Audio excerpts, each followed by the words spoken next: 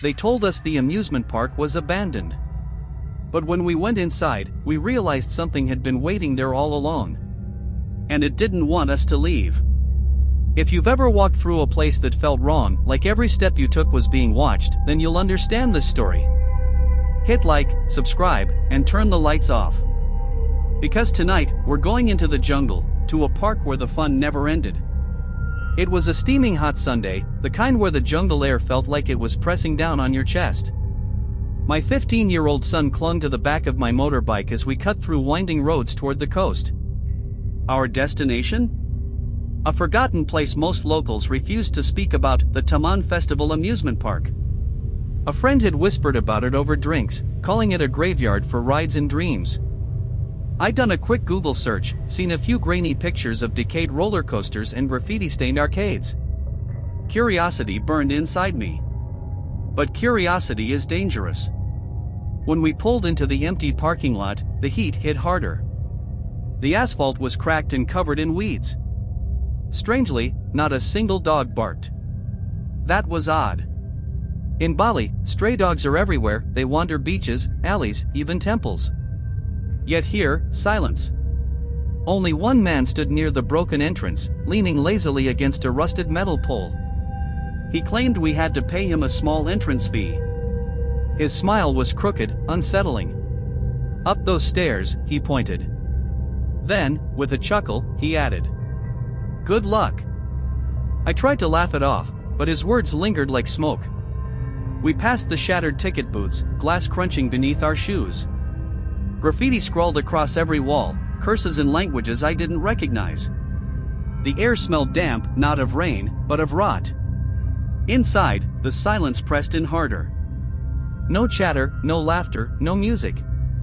Only the whistle of the wind through hollow buildings and the distant crash of waves against the coast. The strangest part? The park wasn't completely empty.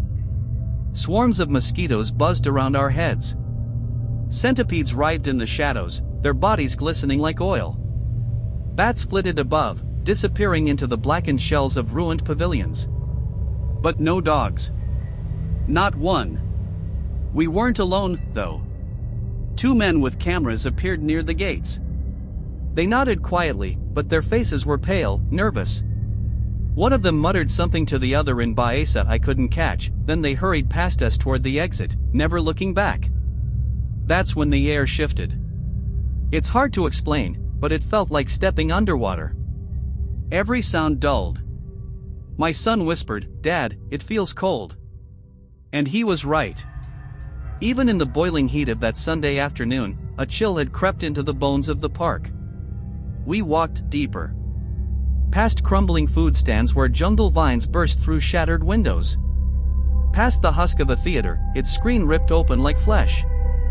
Past the skeleton of a roller coaster that loomed above us, rust bleeding down its frame. And then, we heard it. A laugh. High-pitched. Childlike. It echoed from the bumper car pavilion, a building with half its roof caved in. I froze. My son's hand tightened on mine. "Maybe it's just people messing around," I whispered, though I didn't believe it. We stepped closer. Inside, the bumper cars were still there, lined up neatly in the dark like they'd been waiting for years. Graffiti covered the walls, but over the fresh paint, I saw something else. Scratches. Dozens of tiny scratches carved deep into the concrete. The laugh came again. This time, right behind us. My son gasped, spinning, but there was no one. Only the broken arena, the smell of damp metal, and the oppressive silence. We should have left. We should have run. But something compelled me to keep walking, like invisible strings were pulling me deeper. We wandered into the central plaza, where a massive stone dragon stood half collapsed. Moss covered its body, and one of its eyes had fallen out. My son pointed. "Dad, it's wet." The dragon's jaws dripped with water. No, not water. Thick, dark liquid. I stepped closer. My chest went tight. It wasn't rain. It was blood. We backed away, and that's when the wind howled. Not a natural howl. It carried voices. Children's voices, overlapping, chanting words I couldn't understand. My son was shaking. We need to leave. We ran, retracing our steps, but every path twisted. The same buildings appeared again and again, like the park had rearranged itself. The graffiti seemed to change, now it spelled things in English. Leave. Leave. Leave. And then, the man from the entrance appeared. Standing in the distance. Watching us. But something was wrong. His body twitched, jerking unnaturally. His face was too long, his grin impossibly wide. He didn't blink. He raised his hand and pointed to the exit. We bolted. The moment we crossed the gates, the sound stopped. The air grew warm again. The man was gone. The parking lot was empty.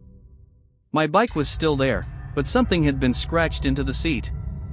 See you next time. I didn't look back. Neither did my son.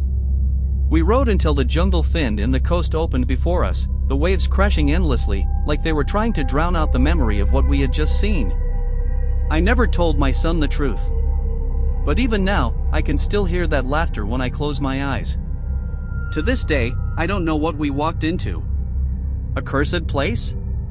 A forgotten playground for something inhuman? All I know is, if you ever find yourself near Taman Festival Park in Bali, don't go in. Because once you're inside, you might never find your way out. If this story chilled you, hit like, it really helps the channel. Comment below, do you think it was just abandoned buildings and our minds playing tricks, or was something else waiting in there? Subscribe for more nightmares, and I'll see you in the dark.